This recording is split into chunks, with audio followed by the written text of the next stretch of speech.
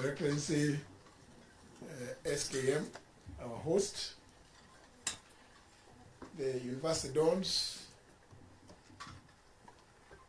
comrades, colleagues, members of parliament, other invited guests. I will not attempt to be as fluent in Swahili as my good friend Mugisa will start laughing at me before we get to Thika. But let me give thanks to His Excellency Stephen Kalonzo Musyoka for indeed inviting us to come and listen to the leaders of thought and research alongside the wise people. You know, I don't want to use the Bible. It says, when you say wise men, you include the women. I think let's agree they are wise people because they are of both gender. You know, the priest, the preacher, the gentleman who gave us the word. At some point, I thought he was pointing at me because he spoke about surrounding yourself with wise advisors. And because I'm not in a hurry. I know my two brothers may want to leave. For those who understand Kikamba, Nemusi. In fact, across the main road, my brother Steve, I told you the other time when we were here, across the main road, I also have a small place where I could, if it got very late, and if Steve was to chase me out, I would just cross over and sleep. But the reason why I say I thought the preacher was addressing me is because something that I've told Kenyans in the past, and let me just repeat it so that you can see how it fits to what the world told to us was all about. Immediately, Kenya Kwanza took office, and you know, I had gone to Kenya Kwanza, first of all complaining because those of you who drive on Thika Road, if you remember, there was a very huge post of myself, and there were only two words below my photograph: Kenya Kwanza. Little did I know that actually, I even know the person who actually did it. It is Vinya's counterpart in Nairobi, Johnson Arthur Sakaja. He saw it and he quietly went and had it secured at the registrar of political parties' office. So when I was going there, they told me, no. I told them, why did you pick my slogan? They told me, no, it's this one. We already have it at our name. So I didn't want to quarrel about nothing. But my main story is about when William Ruto became president and he was about to name his cabinet.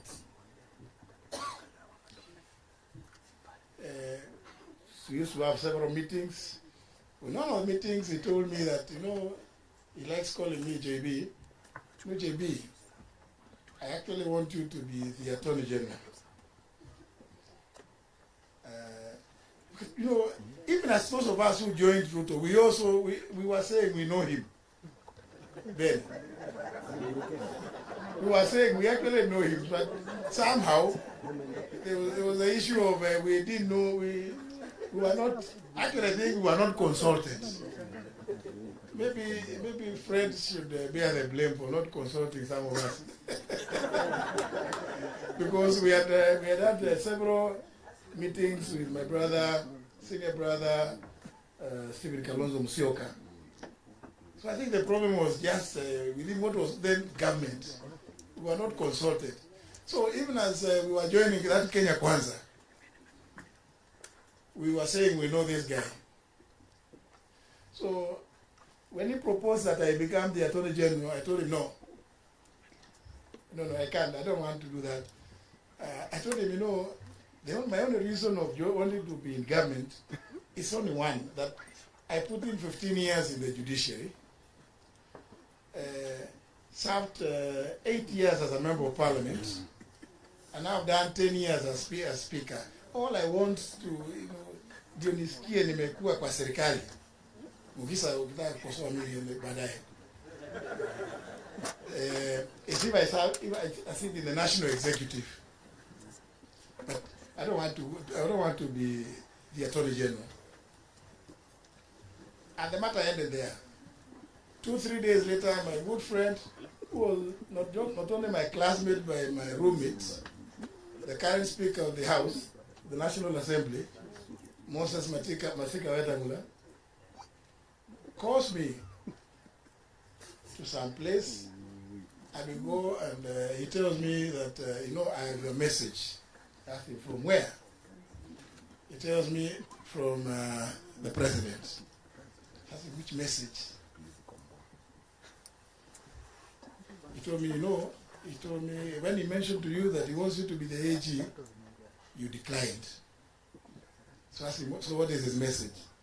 He's pleading that you did accept to be the Attorney General.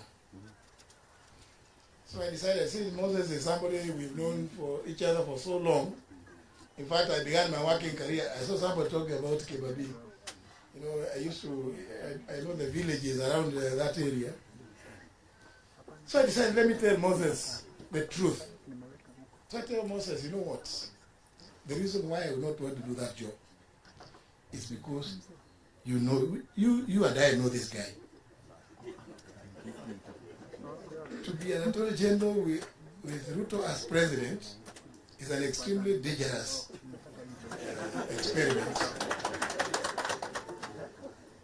So we talked with Moses. I told him, you know what? The AG's job is to advise. The other one of going to court, it's normal because you go in public interest.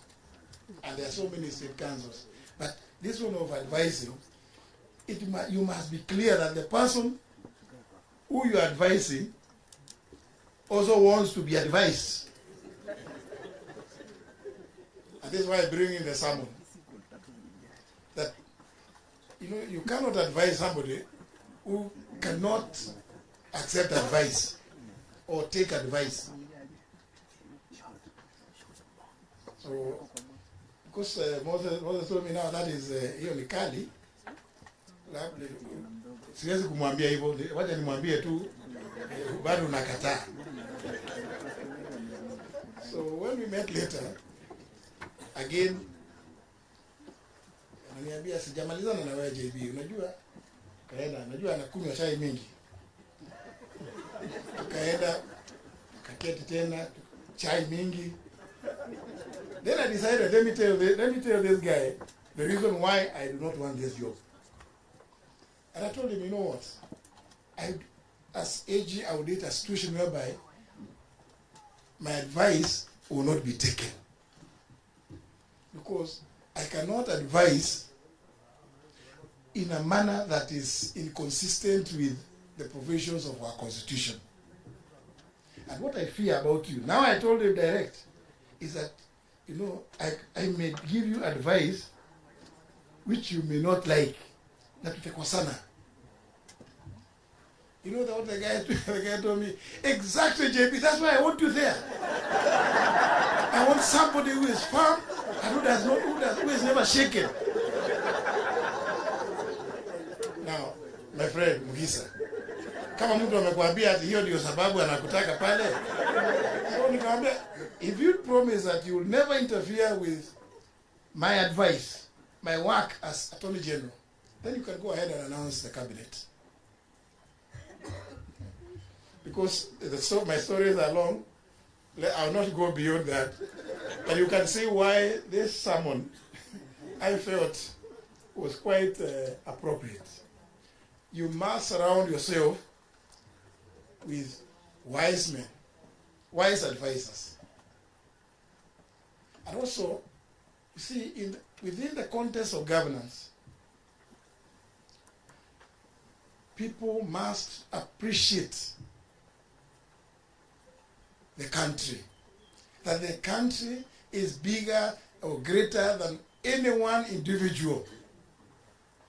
It does not matter.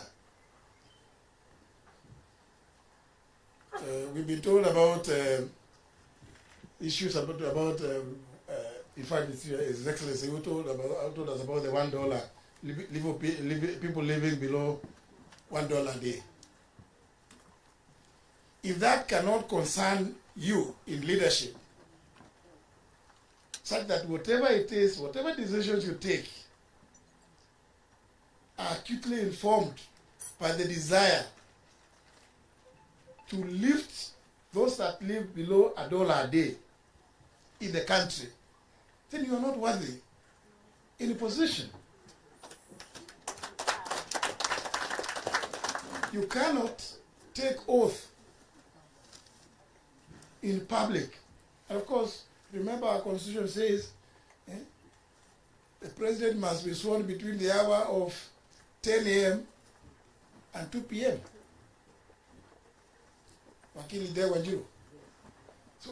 So you take oath in broad daylight to protect, preserve, uphold, and defend the Constitution. Among other things, also the dignity of the citizens. And then, soon thereafter, human life means nothing to you. Human life means nothing to you. That you watch human life being taken away. What they say in Kiswahili, again, kiholela. Eh? Surely. And you want people to keep quiet so that you can remain in leadership? I'm sure my good brothers and sisters, you'll agree with me. When it gets to that, you must take a position. You must take a position. Because who is it you say you are sitting there planning for? If these are the people merely for expressing their opinions themselves about the university funding model, about the high taxes, that becomes a reason why you will take away their lives. And I keep saying, I was lucky that I was able to run to William Ruto. I tell him, William Ruto, I sent you a message last night at 3 a.m. I told you my son was abducted. You have not responded. He says, oh, my phone crashed, there are too many messages. And then I tell him,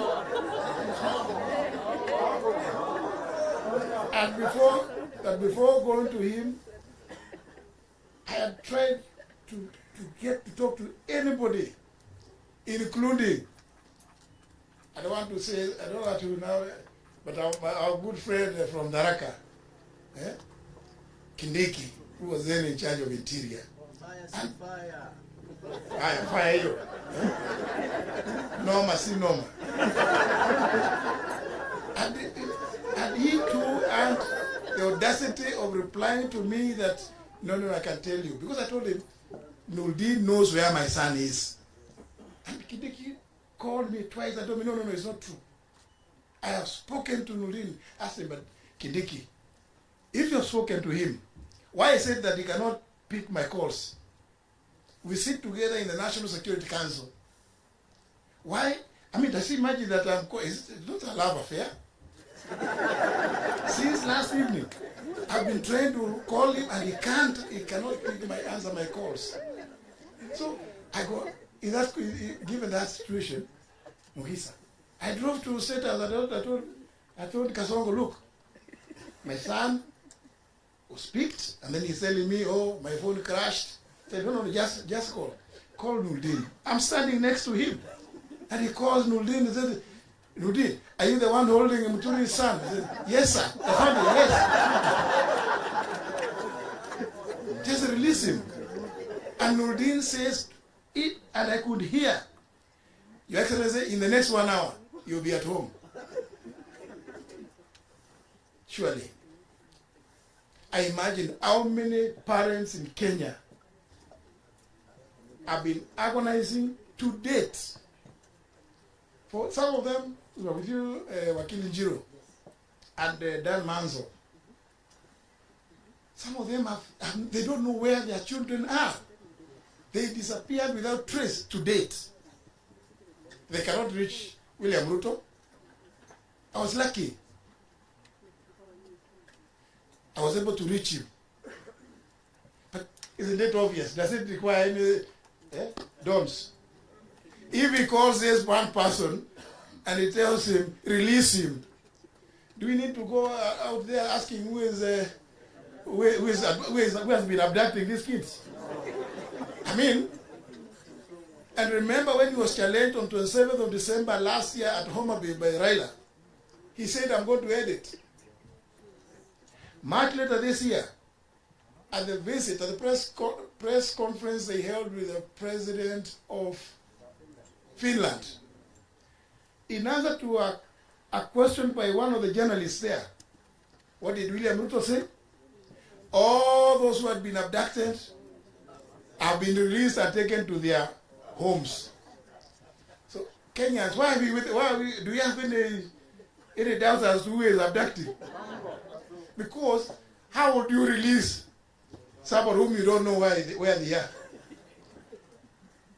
I mean, it's obvious. And then when you turn around and purports to set up a committee, that reminds me, Council Njiro Njiro, the Latin maxim, Memo judex in causa sua. You cannot be a judge in your own cause. William Ruto, and we have tremendous respect for Makawa Mutua. Makawa Mutua is somebody we respect. In fact, we were with him in the university. He was a year behind me. But surely, because we know people go through, tunaambiwa siku hizi kuna mwosho moja. I think Makao, my good friend, ameoshwa moja. Na hapo ndio shida ya Kenya imeanza sasa. Because it is not possible for you to say you are going to do a framework for compensating those who may have been injured or killed during the protests. It is not possible. I'm going to sit and I want to listen more to these great people, Your Excellency. Thank you very much for listening to me.